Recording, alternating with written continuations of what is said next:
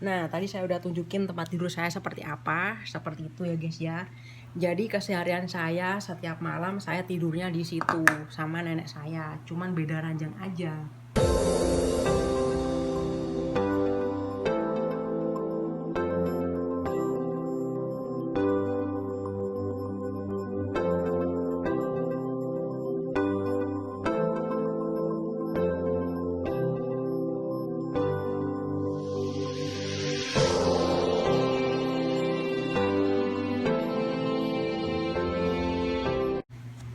Guys, jumpa lagi bersama saya Nana Story. Gimana kabarnya? Kabar semua masih dalam lindungan Tuhan Yang Maha Kuasa hingga saat ini. Oke, seperti biasa kali ini saya akan sharing berbagi cerita tentang kegiatan saya sehari-hari. Oke, jadi hari ini seperti hari-hari kemarin saya masih rutinitas nyapin nenek saya makan ya guys ya. Di situ nenek saya tuh, jadi saya nyuapin dia untuk makan siang hari ini. Oke, hari ini saya mau sedikit cerita tentang rutinitas saya, juga tentang kegiatan saya sehari-hari, tentang apa yang saya lakukan tiap hari di sini ya. Karena saya bikin judulnya itu mungkin agak sedikit ekstrim ya, majikan di atas, saya di bawah. Tiap hari saya layanin majikan, gitu kan. Jadi gini guys, rumah ini kan apa namanya? Ini saya sambil nyuapin nenek saya ya, sama capeng. Coba aku. Bentar ya. Jadi rumah ini ada 4 lantai. Lantai dasar ini adalah lantai ruang tamu. Kemudian lantai 2, 3 kamar, dan 4 itu tempat sembahyang dan tempat jemuran. Seperti itu ya. Nah, saya itu tidurnya di bawah ya. Jadi saya mau tunjukin tempat tidur saya sehari-hari ya. Tempat istirahat saya sehari-hari di mana saya akan tunjukin ya. Jadi ini adalah tempat tidur nenek saya, di mana nenek saya setiap hari tidur di sini. Nah, ini posisinya di ruang tamu ya guys ya. Jadi seperti ini tempat tidur nenek saya. Karena ini spraynya tadi tak cuci, jadi saya pakai selimut dulu sementara ini guys ya. Nah, setiap hari saya tidurnya di sini, di sofa. Ini ada tempat terindah saya setiap malam guys ya. Jadi kok saya malam itu saya tidurnya di sini, karena saya nggak ada tempat tidur, karena nenek saya itu lumpuh, jadi mau nggak mau ditaruh di bawah supaya gampang keluar masuk kemana-mana. Di belakang ada kamar mandi juga gitu kan. Nah, setiap malam maupun siang saya istirahatnya di sini karena saya nggak punya tempat tidur khusus ya, seperti itu. Dan malam hari itu kan di sini ada selambu, sebelah sana selambu ya. Jadi kalau malam tuh ditutup selambunya, set begini, menghubungkan selambu yang sebelah sini. Jadi kayak semacam kamar gitu ya. Jadi kalau nggak ditutup nggak mungkin saya bisa tidur ya, karena majikan tiap hari kan naik turun ya. Malam juga dia kadang naik kadang turun ya. Jadi seperti itu. Nah, jadi seperti ini kondisi tempat tidur saya. Saya sehari-harinya tidur di sofa ini karena saya nggak punya tempat tidur khusus di sini gitu kan. Sedangkan majikan saya dan anak-anaknya tidurnya di atas, lantai 2 dan lantai 3. Sebenarnya kamar nenek dulu tuh ada di lantai 2, karena nenek kondisinya sekarang nggak bisa ngapa-ngapain, nggak bisa jalan, jadi otomatis dipindah ke bawah biar deket. Kalau misalnya mau kemana-mana, mau keluar masuk gitu kan, berjemur atau kemana pergi gitu kan, deket gitu kan. Jadi nggak harus naik turun. Kalau misalkan tetap di lantai 2 yang capek kan, saya masih harus gotong-gotong dan gendong-gendong dia gitu kan. Jadi anaknya nyaranin supaya dia tempat tidurnya pindah di lantai bawah aja, seperti itu. Kamar mandi juga di belakang, terus dapur untuk masak kan juga di lantai dasar, jadi lebih gampang nggak naik turun seperti itu gitu ya. Jadi begitu. Jadi ya itu kondisi tempat tidur saya tadi di situ ya. Jadi ya gitu.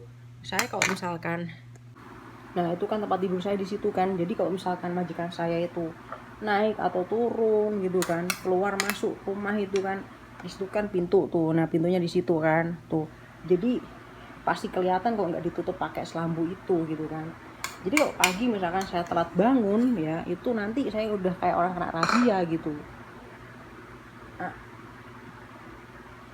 jadi saya udah kayak orang kena razia ya, razia kayak orang kena razia Satpol PP ya. buru-buru bangun, kukut-kukut, selimut diberesin ke atas ya.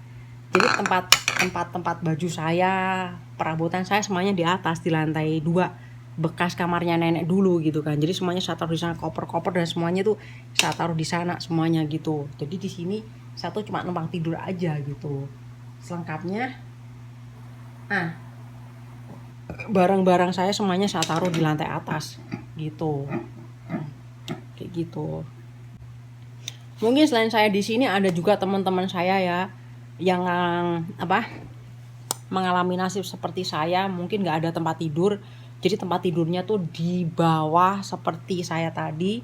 Jadi biasanya sih neneknya yang udah nggak bisa ngapa-ngapain ya gitu, ya nggak bisa jalan, itu biasanya ditaruh di bawah daripada ribet-ribet taruh di kamar atas kan, nanti kan ribet ini dan sebagainya gitu ya. Kebanyakan pasti ditaruh di bawah, dan intinya ya pembantunya dikorbankan, jadi nggak punya tempat tidur seperti itu, jadi mesti harus tidur di sofa, intinya kayak gitu ya gitu.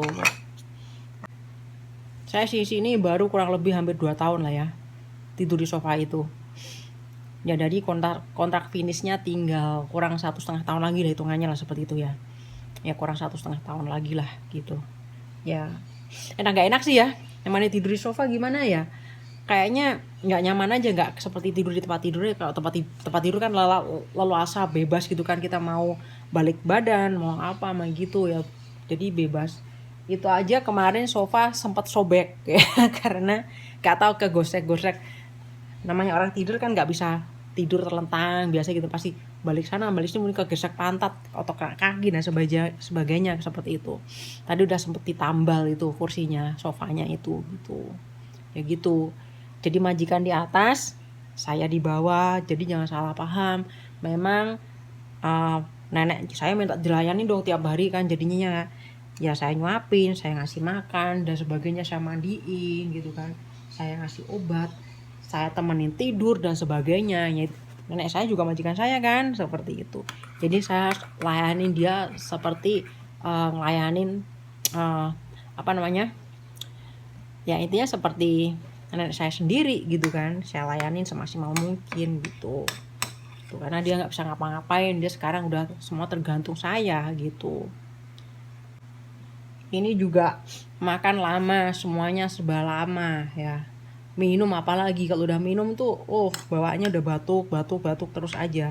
Jadi minum air putih tuh udah nggak bisa, nelen itu nggak bisa cepet.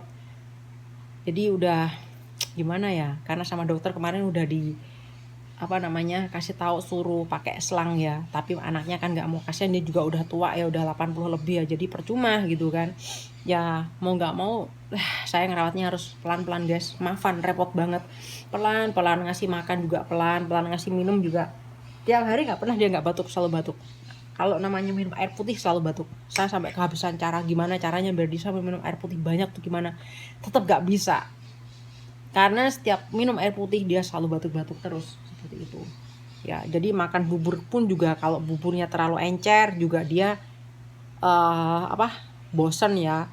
Buburnya terlalu kasar, maksudnya padet gitu ya, dia juga nggak bisa, kesedak. Buburnya ya maunya ya pasan aja gitu, asin dia nggak mau makan ya, terus nggak ada rasa juga nggak mau makan, maunya manis-manis terus, dia seperti itu. Coba gue Akina ya gitulah guys, ngerawat orang tua capek. Ngerawat orang lumpuh tuh bener-bener double capeknya dibandingkan ngerawat orang yang masih bisa jalan. Yang penting ini loh, kalau ngerawat orang tua tuh yang penting jangan sampai pikun atau error gitu aja ya. Kalau kita selama ngerawat orang tua itu masih sehat dan otaknya masih normal ya, kita masih mending, karena diajak komunikasi masih enak ya. Jadi kita ngerti bahasanya dia, mungkin dia juga ngerti apa yang kita mau. Kalau udah error tuh susah, kita kasih tahu apa dia nggak ngerti sama sekali gitu kan. Udah pikun tuh udah susah banget gitu loh, kayak gitu. Apalagi kayak gini nih, ini udah nggak bisa ngapa-ngapain tapi makan ya. Makannya itu kalau nggak dikasih tahu cepet dia udah nggak ngerti bahasa manusia gitu kan. Matanya merem terus, nggak bisa melek, merem aja gitu.